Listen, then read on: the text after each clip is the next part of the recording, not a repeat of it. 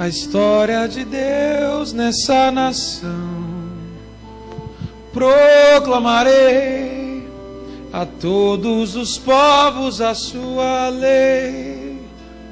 Vou me erguer, sim, vou correr para ti, correr para ti. Levante suas mãos um pouco. Escreverei a história de Deus nessa nação. Diga bem alto. Proclamarei a todos os povos a sua lei. Vou me erguer,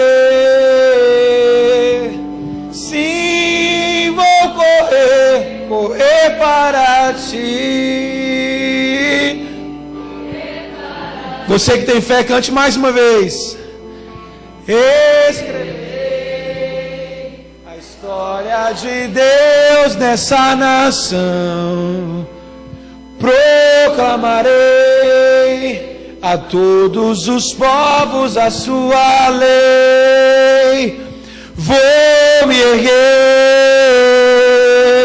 sim, vou correr para ti, correr para ti. Fala assim para a pessoa que está do seu lado: Deus não quer muito de você. Você que falou para um lado, agora fala para o outro: Deus não quer muito de você. Olha bem nos olhos da pessoa e fala assim: Ele quer tudo. Deus, Ele não quer muito da gente, Ele quer tudo. E essa frase a gente ouviu numa pregação aqui durante a manhã, e isso entrou muito como verdade. Ele não quer muito da gente, Ele quer tudo. Mas Ele não invade a sua privacidade, Ele não invade a minha privacidade, Ele respeita aquilo que você pode dar. O tamanho da sua história com Deus, o tamanho da sua vida com Deus, quem dita é você mesmo. É você que vai definir o tanto que você vai ser usado por Deus. Sou eu que defino o tanto que Deus me usa. Porque se eu disser não, Ele vai forçar para me usar, sim ou não? Não. Mas se eu disser sim, Ele vai me usar? Desde que? Se eu disser não para Deus, Ele não me usa. E se eu disser sim, Ele me usa com condições. Não quer dizer que porque você disse sim que Ele vai te usar. Porque se você não consertar a sua vida, se eu não consertar a minha vida, e se eu não andar de acordo com os preceitos e princípios, também não serei usado por Deus. Por isso que Deus, Ele quer mexer na sua história, Ele quer mexer na minha história, Ele quer mexer na nossa estrutura, porque Ele quer de nós, não muita coisa, mas tudo. Para aqueles que querem ser usados por Deus, para aqueles que querem fazer realmente, para aqueles que querem escrever a história de Deus nessa nação. Porque tem muita pessoa lá fora que não conhece a história de Deus. Tem muitas pessoas lá fora que sabem quem é Deus, sabem quem é Jesus, mas de ouvir falar. E talvez nem conheçam a história a fundo. Mas muitas pessoas que estão lá fora estão sedentas para conhecer a história de Deus. Pessoas que estão lá fora estão sedentas para saber quem é esse Deus. E muitas vezes não estão conhecendo, porque o povo de Deus tem se calado. Porque o povo de Deus, ao invés de ir para a rua e falar do amor do Senhor, tem se calado. A pessoa que está no seu lado no trabalho, ela é diretamente responsabilidade sua. E eu vou colocar um pouquinho de fardo agora nos seus ombros, mas aguenta aí. A pessoa que está no teu trabalho, a pessoa que está na sua escola, a pessoa que está na sua faculdade, sentada do lado da sua cadeira, é responsabilidade sua. Deus não colocou ela lá do seu lado à toa. Deus não colocou do seu lado porque simplesmente você entrou num curso e aquela pessoa também entrou, então foi um acaso. Não, Deus colocou essa pessoa do seu lado para a sua responsabilidade. Para você que diz que quer escrever a história de Deus, ou para você que ama o Senhor, poder tocar na vida dessa pessoa de forma santa, tocar no Espírito. Para que você possa mostrar para ela qual é a história de Deus. Para que você possa mostrar para ela quem é esse Deus que você tanto crê. A sua vida foi mudada por Deus? Sim ou não? Quem aqui teve a vida mudada por Deus? Levanta a mão bem alto, bem alto. Quem aqui é apaixonado por Deus? Você que é apaixonado por Deus, fala assim: Jesus, eu te amo. Só que quando você é apaixonado por alguém, você não consegue muito guardar esse segredo. É ou não é? Quando você namora com alguém, quando você, mesmo não namorando, quando você se apaixona por alguém, você não consegue segurar esse segredo. Isso coça dentro de você e alguém tem que saber. Por mais que não seja através de palavras, mas pelo menos de atitudes. Então você deixa meio que a bandeira ali para o pessoal perceber. Por quê? Porque isso está nítido dentro de você. Por quê? Porque isso está te fazendo bem. E assim somos com Deus, e assim somos com Jesus. Quando nós o conhecemos, quando nós estamos dispostos a amá-lo, e quando a gente o ama de verdade, a gente fica apaixonado por Ele. E quando estamos apaixonados por Ele, a gente fica bobo, como qualquer outro fica no relacionamento carnal. E isso geralmente acaba refletindo nas suas atitudes. Ou quem foi aqui que convertendo não ouviu de alguém no trabalho ou em qualquer outro setor da vida? Você ficou louco?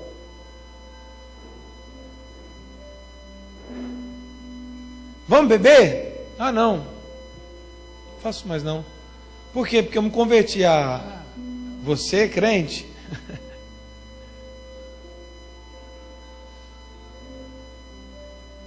Ou quando você... Vou usar um maneco de cobaia aqui. Porque...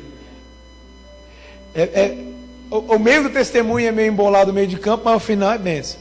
Ele chegou para mim uma vez contando que lá no salão, uma senhora, uma moçoila, o cantou.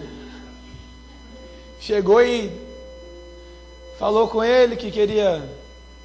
Vocês entenderam? E queria sair e tal e tudo mais. Aí falou para ele: ei, vamos sair? Aí ele falou: não, não posso, tenho um compromisso. E ele não tinha compromisso. E aí ele contou para mim que aí ela: não, tudo bem então. Ficou aquele desencontro por segundos. E aí o Espírito Santo incomodou no coração dele. Falou: ah, é? Você tem um compromisso? Ou você está com vergonha de falar que é cristão? Ou você está com vergonha que você não vai fazer isso porque os seus princípios não permitem fazer? Aí disse que ele puxou ela de volta e falou assim: não, eu não vou sair com você, não é porque eu tenho um compromisso, é porque eu sou crente e eu não faço esse tipo de coisa. Você está escrevendo a história de Deus na nação? Não. Feche seus olhos, por favor, de novo. Senhor, em nome de Jesus, Pai, que possamos ter um coração voltado para o Senhor, que possamos ter um coração, Deus, apaixonado pelo Senhor, apaixonado pelas Tuas obras, Deus. Um coração apaixonado por aquilo que o Senhor é apaixonado, Deus.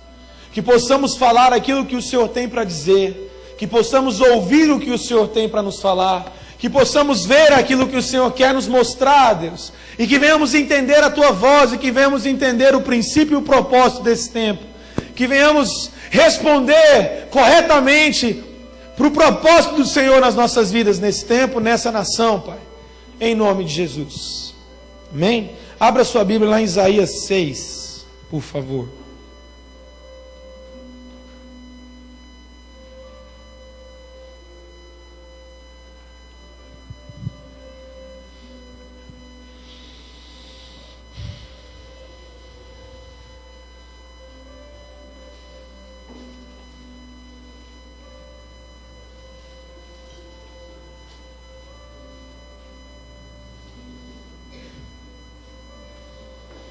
Amém? Todos abriram? Isaías 6, capítulo 6, versículo 1 em diante. No ano da morte do rei Uzias, eu vi o Senhor assentado sobre um alto e sublime trono, e as abas de suas vestes enchiam o templo. Serafins estavam por cima dele, cada um tinha 6 asas. Com 2 cobriam o rosto, com 2 cobriam os seus pés, e com 2 voavam. E clamavam uns para os outros, dizendo: Santo, Santo, Santo é o Senhor dos exércitos. Toda a terra está cheia da sua glória. As bases do limiar se moveram à voz do que clamava, e a casa se encheu de fumaça. Então disse eu: Ai de mim, estou perdido, porque sou homem de lábios impuros. Habito no meio de um povo de impuros lábios. Os meus olhos viram o Rei, o Senhor dos Exércitos. Então um dos serafins voou para mim, trazendo na mão uma brasa viva que tirara do altar com uma tenaz. Com a brasa tocou a minha boca e disse: eis que ela tocou os teus lábios, a tua iniquidade foi tirada e perdoado o teu pecado. Depois disso ouvi a voz do Senhor que dizia: a quem enviarei? E quem há de ir por nós? Disse eu: eis-me aqui, envia-me a mim. Agora abra sua Bíblia lá em Jeremias, é o próximo livro. Jeremias. Jeremias 1.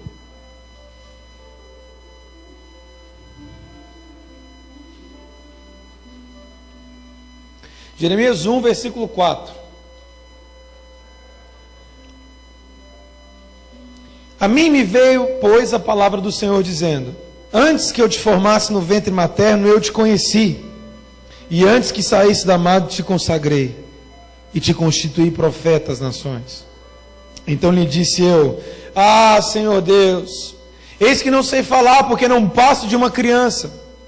Mas o Senhor me disse: não digas, não passo de uma criança, porque a todos a quem eu te enviar irás, a tudo quanto eu te mandar falar, falarás. Não temas diante dele, porque eu sou contigo para te livrar, diz o Senhor. Depois estendeu o Senhor a mão, tocou-me na boca, e o Senhor me disse: eis que ponho na tua boca as minhas palavras.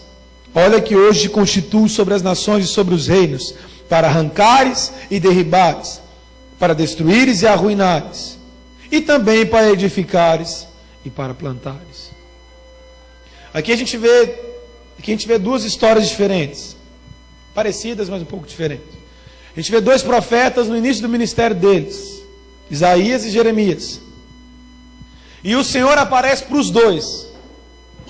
E os dois, assim que o Senhor aparece para os dois, assim que o Senhor convoca e chama os dois para o ministério, os dois apresentam para o Senhor desculpas. Não porque não queriam fazer a obra de Deus, mas porque tinham medo de fazê-lo. Porque tinham zelo pela palavra de Deus. Então os dois apresentam para Deus desculpa. Um diz para o Senhor: ah, Deus, eis que eu sou um homem de lábio impuro, porque habito no povo de impuros lábios. E o outro diz para o Senhor o quê? Senhor, eu não passo de uma criança. Eu ainda não sei falar direito, eu ainda não sei pregar. Um diz para o Senhor: pai, mas sou novo convertido, ainda não larguei o cigarro. Sou novo convertido, cheguei agora. Lá em casa ninguém se converteu, está tudo muito novo, tudo muito bagunçado. E o outro disse para ele assim: Senhor, mas eu não sei pregar, eu tenho vergonha de subir lá em cima, de pegar o microfone, eu tenho vergonha de pregar Jesus para os outros. Contextualizando, foi mais ou menos isso que eles disseram para o Senhor. Só que Deus, meu querido, não vai usar quem está pronto. Pode parecer uma heresia, mas Deus não vai usar quem está pronto. Deus vai usar quem está disposto. Deus não quer saber se você sabe ou se você não sabe. Deus não quer saber o quanto potencial você tem ou deixa de ter. Deus quer saber se você está disposto ou não.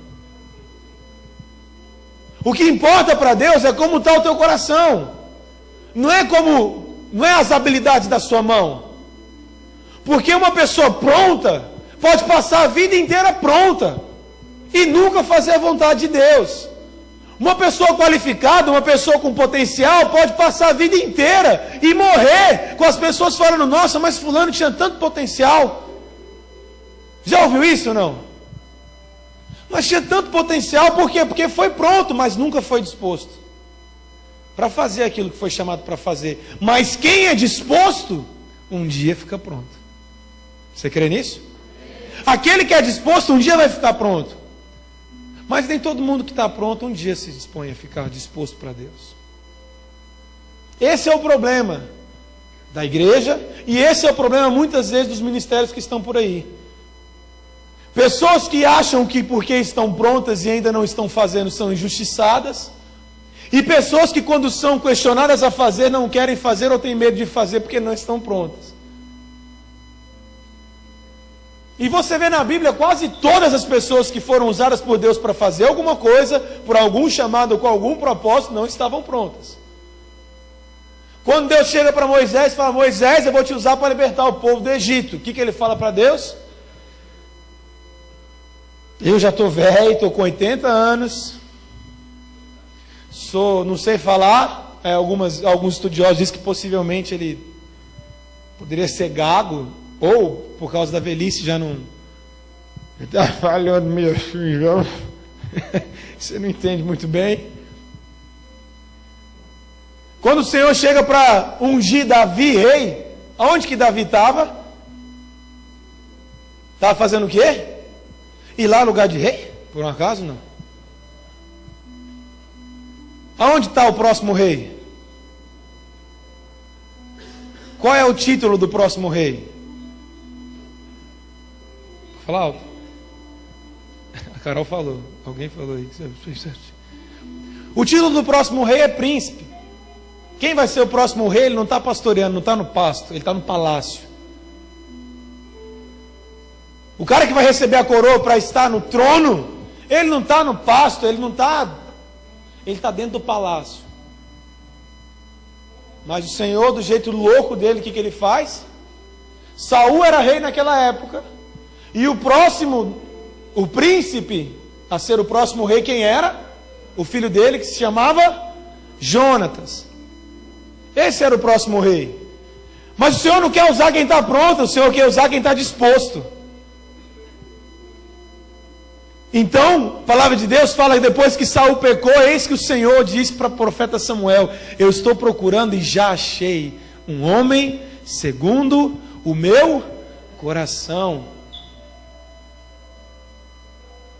Porque você está no palácio, você estar em contato com o rei, você estar em contato com uma pessoa que sabe fazer alguma coisa, não te qualifica para aquilo. Filho de pastor não é pastor, ele tem que se tornar um pastor. Filho de pregador não é pregador. Não é porque você convive com alguém que você está preparado para fazer aquilo que a pessoa faz. Estava conversando com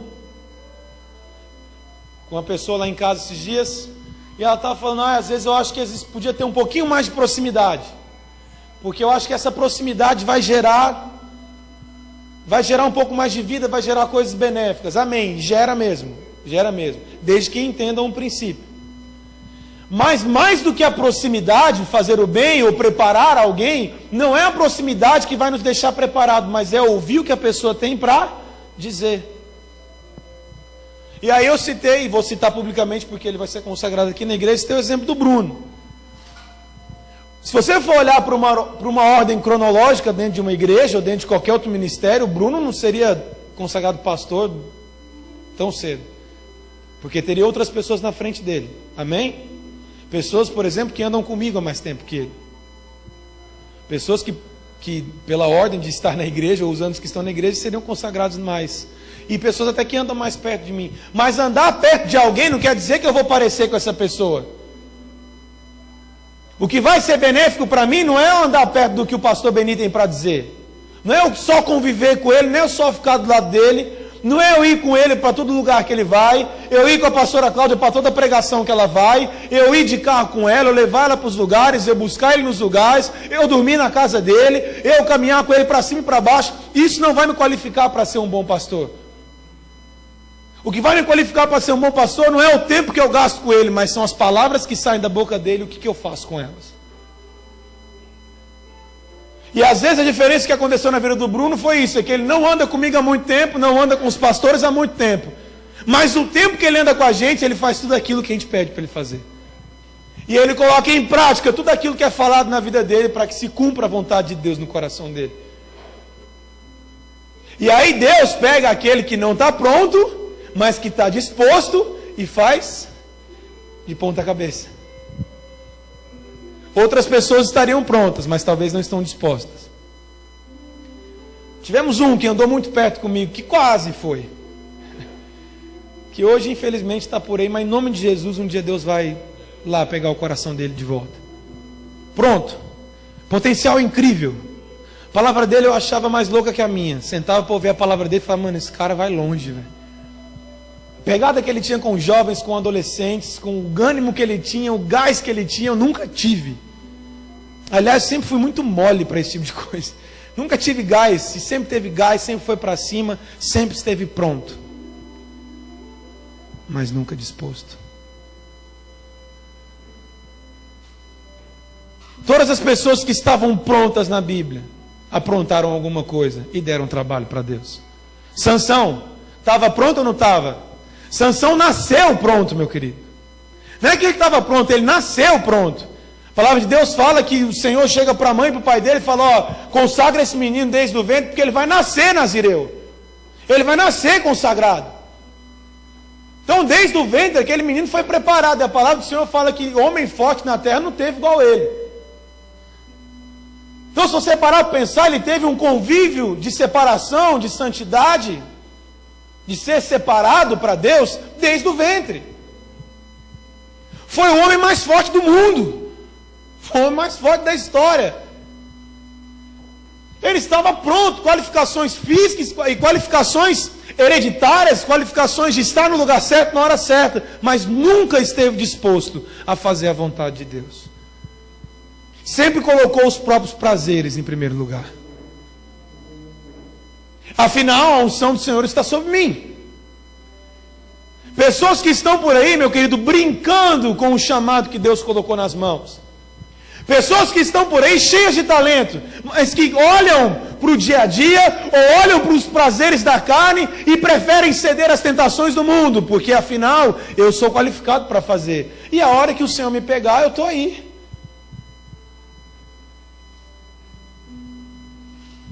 Pessoas que já deveriam estar em outro plano, pessoas que já deveriam estar muito adiante, muito além daquilo que estão, só não estão porque não estão dispostas. Só não estão porque preferem o pecado. Só não estão porque o mundo é muito prazeroso. Há uma batalha cotidiana e constante o tempo todo tentando sugar e cegar a todos nós. Hoje eu fui prestigiar meu primo que foi lá correr. E a gente ficou ali no paddock, ali numa área VIP e tal, não sei o que, é muito louco o local. É muito doido lá, tudo comida de graça e tal. Mas o ambiente, meu querido, gordo só pensa nisso, meu. Você acha que eu vou falar o quê? Os carros é muito louco, meu? Carro eu vejo pela TV. Comer que é bom. É. O Kevin ficou lá, porque nem um bobo lá. Enquanto ele estava lá pregando os olhos, eu estava lá, ó, sentando a... Mas o que eu quero dizer para você, meu querido, é que o mundo esfrega na sua cara que você tem que ser, como a gente ouviu ontem, um produto do meio. E lá no evento onde tem carros, onde é um evento de automobilismo, mulheres seminuas, pessoas andando para cima e para baixo, e exalando e vendendo sexo. Músicas do mundo e coisa... E aí uma batalha na mente constante, cotidiana, para que você vença ou para que você caia. Para que você seja... Eu saí de lá hoje mais cansado do que eu saí ontem da bola. Fui jogar bola ontem de manhã. E eu não saí tão cansado ontem como eu saí hoje. Porque é uma batalha mental, espiritual, desde que você queira se manter a santidade. Se você quer manter a santidade, não só a santidade dos olhos, mas a santidade da mente, porque quem vai subir para o Monte Santo do Senhor não é aquele que tiver só mãos puras, não. É mão pura e um coração, mãos limpas e um coração puro. Não é só eu não pecar, não, é eu não ter a intenção de pecar. Então, se você quer manter a santidade, meu querido, ali o negócio era estreito, você tinha que ficar. Aí você fala, Senhor, não dá, Senhor, não dá. Senhor, eu vou sentar um pouco.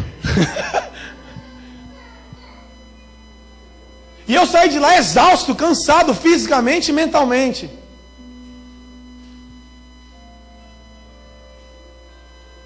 E eu fui tomar um banho, coloquei um louvor, coloquei as músicas para ouvir, fui falar com Deus, falar, Senhor,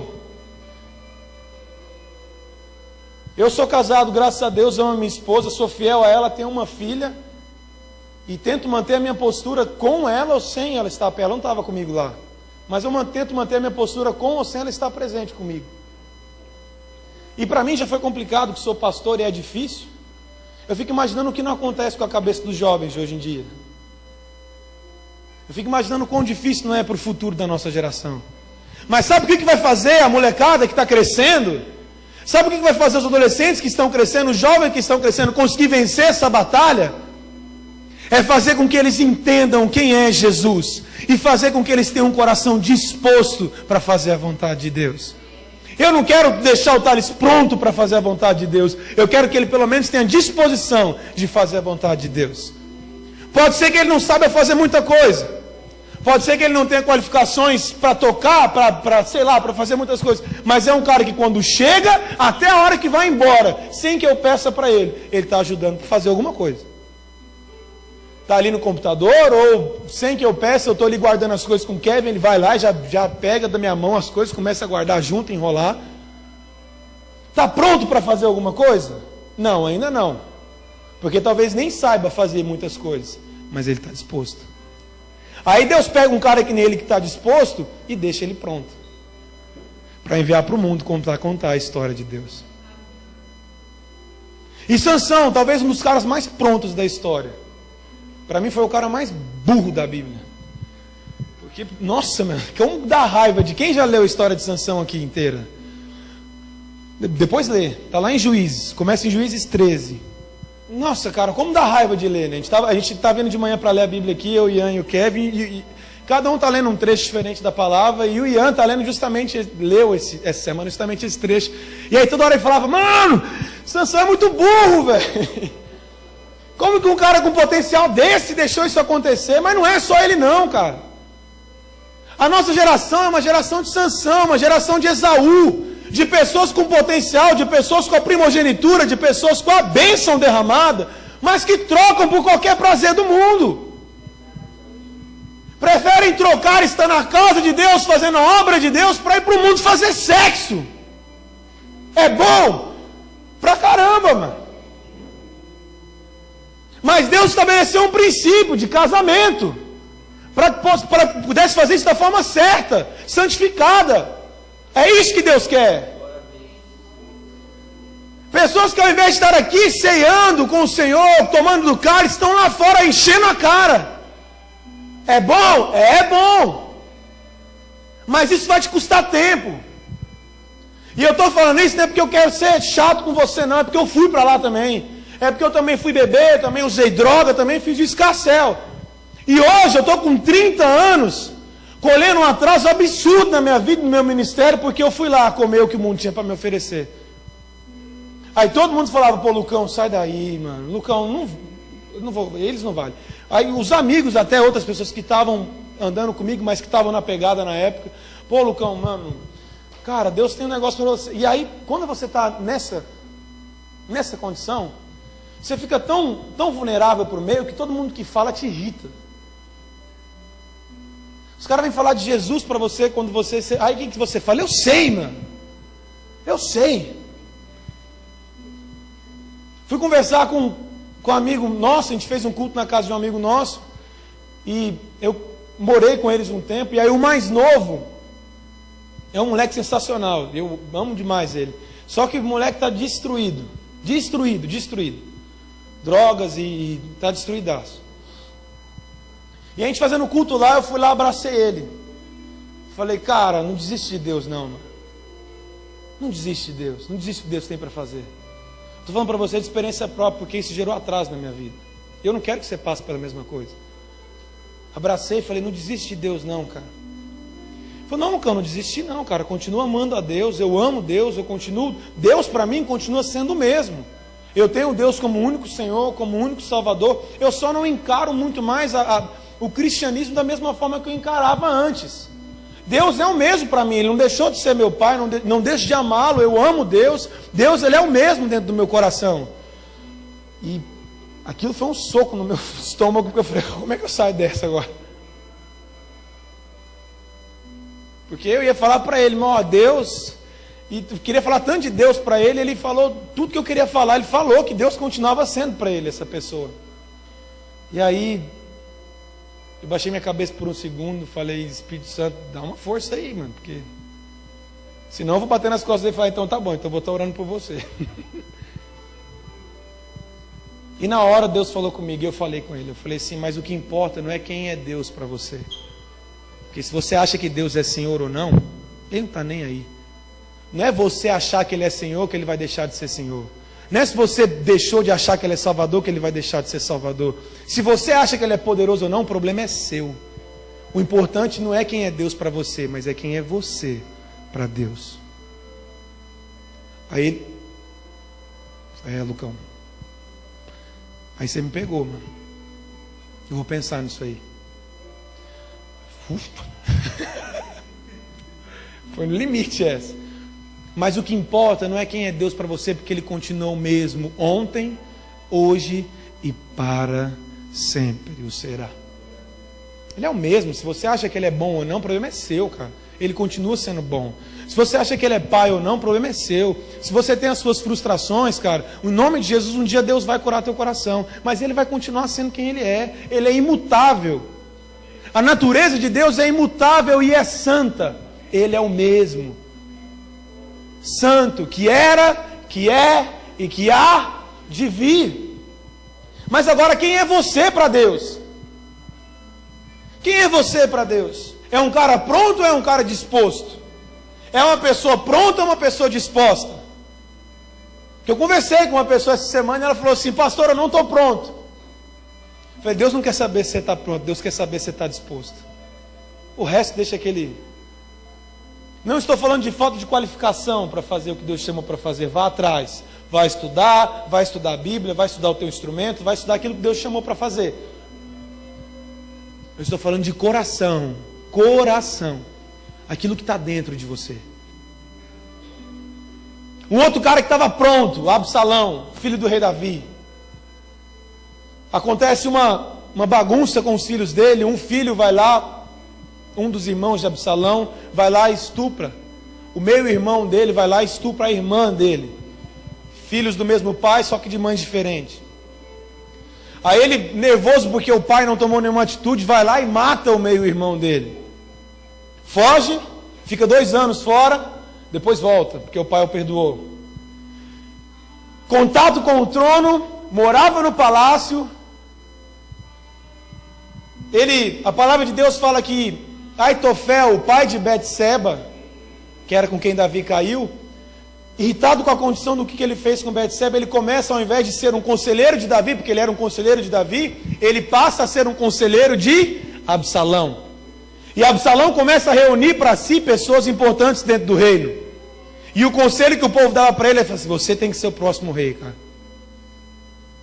E as pessoas chegavam à porta do reino para resolver assuntos com o rei Davi, e ele parava as pessoas no meio do caminho e falava, não, fala comigo, pode deixar que eu resolvo.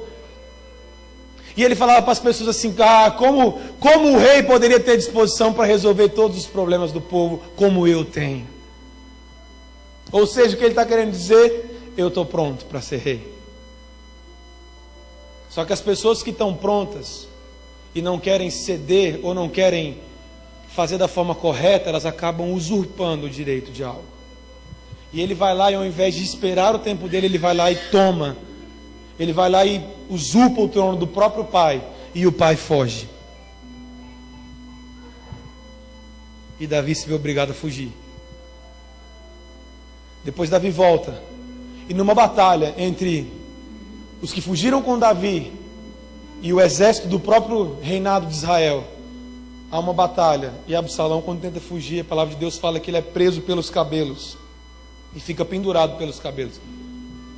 Na Bíblia fala que ele cortava o cabelo uma vez por ano, que em Israel não tinha ninguém mais bonito que ele, em todo Israel. A palavra fala que Absalão era perfeito, tipo eu assim. Só com um pouco mais de cabelo, mas tipo na pegada assim.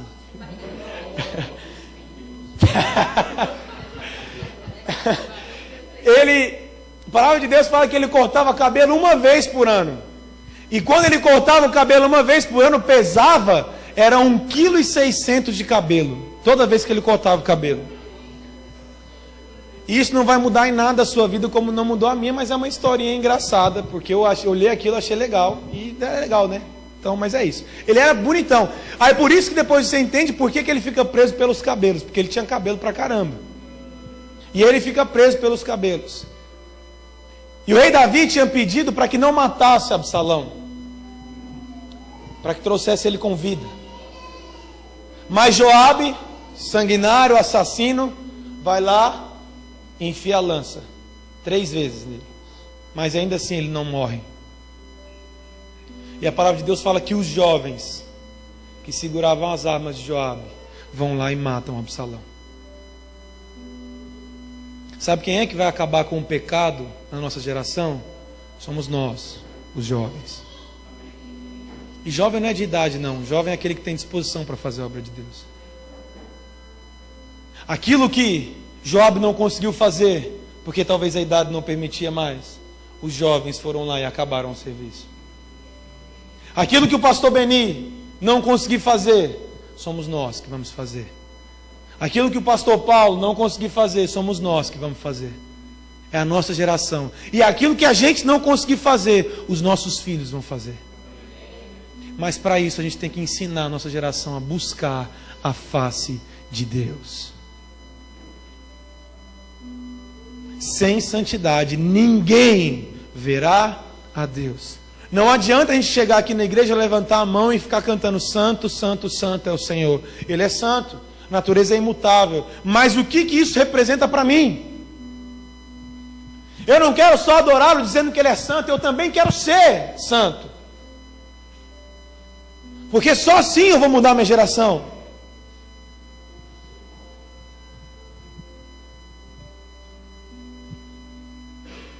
Prometo que eu estou encerrando. Na palavra de Deus, lá em Gênesis 2, a palavra de Deus fala que não havia chovido na terra ainda, porque não havia o homem para regar o solo. Ainda não havia chovido, não tinha chuva ainda naquele tempo, porque não tinha homem para cultivar o solo, para arar a terra. Várias vezes, na versão você vai achar várias formas. O que eu quero dizer assim, não tinha um homem para cuidar da terra. Deus, Ele não derrama chuva, não é porque Ele não quer derramar chuva, é porque não tem gente pronta para receber aquilo que Ele tem para derramar. Nós cantamos e dissemos, faz chover, faz chover, faz chover, faz chover. E o Senhor às vezes fica olhando para nós e fala, então aonde está o homem? Ou aonde está a mulher que vai cuidar desse solo que eu vou derramar a chuva? O Senhor quer derramar a chuva sobre nós mais do que nós estamos pedindo para Ele. Mas aonde estão os homens da chuva? A gente ouviu isso essa semana e isso entrou como uma bomba dentro de mim. Aonde estão os homens de chuva desse país? O Senhor não derramou a chuva sobre nós ainda, porque muitas vezes nós não estamos preparados para cuidar da terra. O pastor Beni já falou isso várias vezes aqui, talvez muitas coisas ainda não aconteceram porque nós não estamos prontos, mas até quando nós vamos ficar falando que nós não estamos prontos? Eu não quero estar pronto, eu quero estar disposto. Se a gente fizer uma geração de pessoas dispostas, o Senhor vai vir e vai derramar a chuva dele. Porque quando o Senhor olha para a terra e acha um homem digno de trabalhar com Ele, quando o Senhor olha para a terra e encontra um coração que abre mão de tudo para fazer a vontade dEle, o Senhor não só derrama a chuva, como dá autoridade para esse cara decidir quanto que vai chover. Elias fala assim, a palavra do Senhor veio a mim, lá em 1 Reis 17, ele fala assim, enquanto eu não falar que vai chover, não vai chover. E a palavra de Deus fala que cessou a chuva na terra até a palavra de Elias. Se Deus olha para a nossa geração, se Deus olha para nós e não encontra homens de chuva, Ele não vai derramar a chuva dEle. Não porque Ele não possa fazer alguma coisa sem um homem, mas é porque Ele não quer. Mais fácil para Deus seria construir a arca do que achar um Noé. E Noé demorou 100 anos para construir a arca. Você acha que Deus não poderia ter feito assim, a arca aparecer?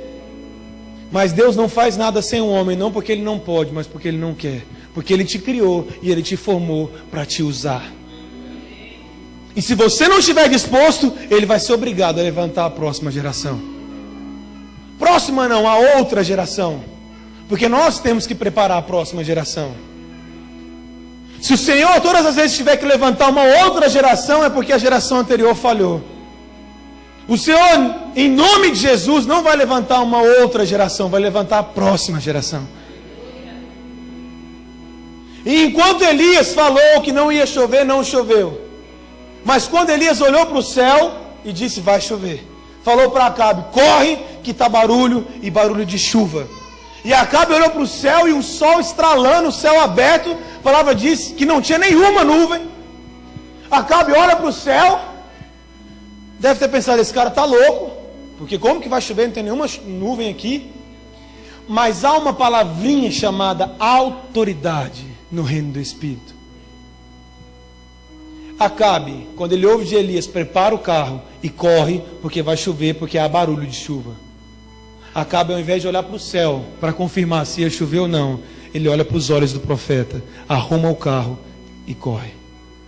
Porque ele sabe mais do que as coisas naturais que estão acontecendo, vale a palavra de um profeta.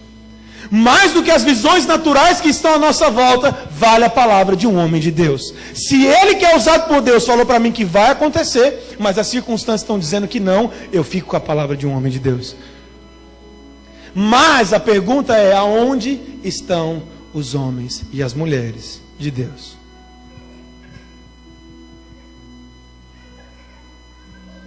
Aonde estão aqueles que vão estar dispostos a abrir mão dos prazeres, das coisas naturais, das coisas carnais, para viver o melhor de Deus? E aí você fala para mim assim: pô pastor, mas esse evangelho esse evangelho de sofrimento, de ter que ficar abrindo mão de tudo, é coisa do passado. Não é coisa do passado não, meu querido, é coisa do futuro. Nós ainda vamos viver isso aí. Se você está sentado aí olhando para mim, me julgando, falando assim: meu, isso não existe, cara. Deus não é assim, Deus é amor. Deus me entende, Deus entende quais são as minhas falhas. Deus entende quais são as minhas dificuldades. Deus sabe que o pecado é bom. Aliás, hoje em dia nem é mais tão assim, nem é tão a ferro e fogo assim, vai. Talvez vão se tornar pessoas que vão ficar eternamente sentados no banco, olhando e esperando o agir de Deus. Não engane, não pense você que Deus vai te usar porque você quer ser usado por Ele somente. A palavra de Deus diz em Lucas que aquele que se diz o meu discípulo, vem após mim, toma a tua cruz e siga-me. Se aquele que toma a cruz e não nega pai, mãe, irmão, irmã, parentes, prazeres da carne, pecado, sexo, droga e rock and roll, tudo que o mundo diz, muitas vezes, meu querido, o seu estudo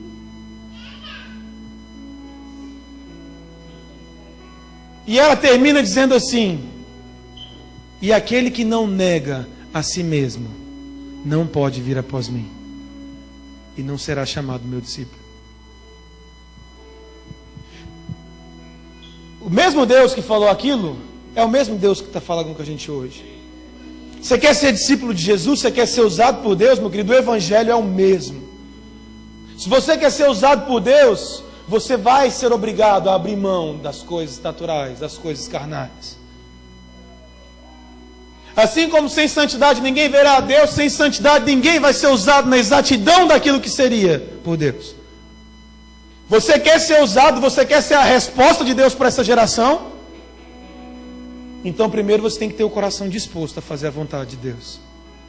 Se você está pronto ou não, cara, joga nas mãos dele. Fala: Deus, quando Deus pergunta para Isaías, depois de tocar no lábio dele, depois de falar: mano, quem manda aqui sou eu, cara.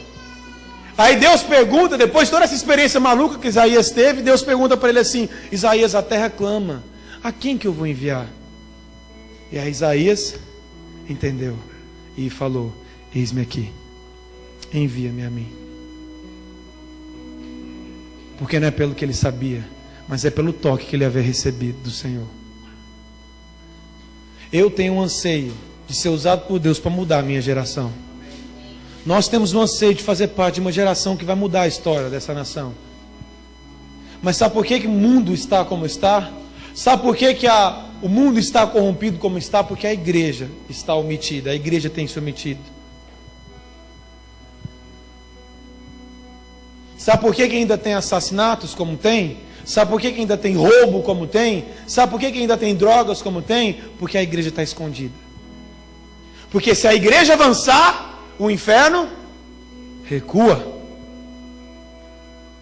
Aquele que mentia não minta mais. Aquele que roubava não rouba mais. Aquele que matava não mata mais.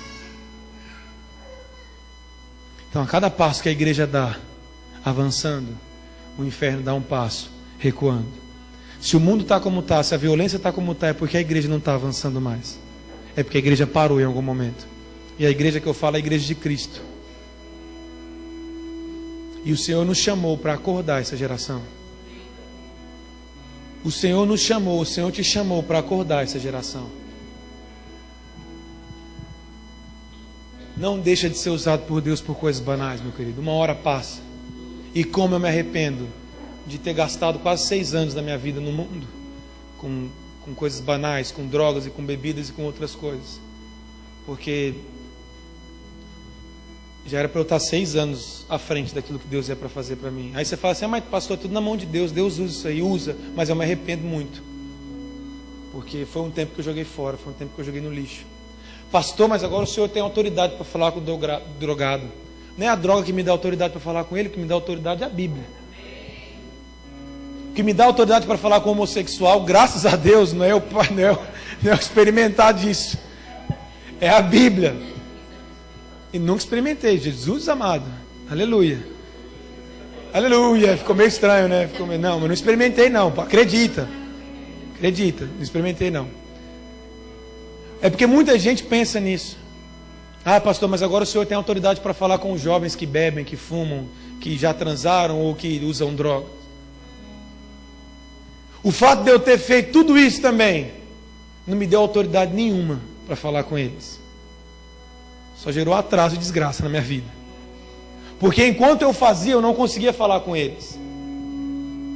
E quando eu estou falando com eles, eu não estou falando com eles lembrando daquilo que eu fazia. Eu estou falando com eles de acordo com o que a palavra de Deus me diz para falar.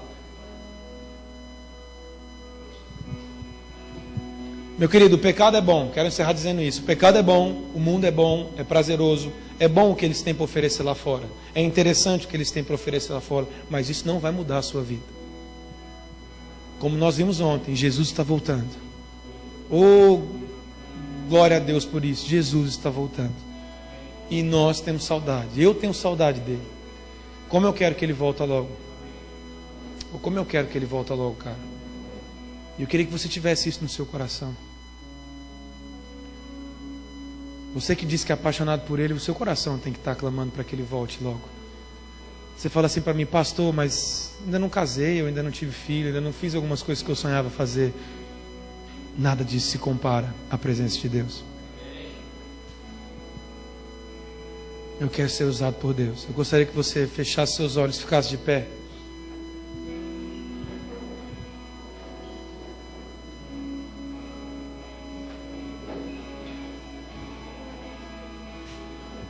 Feche seus olhos, por favor.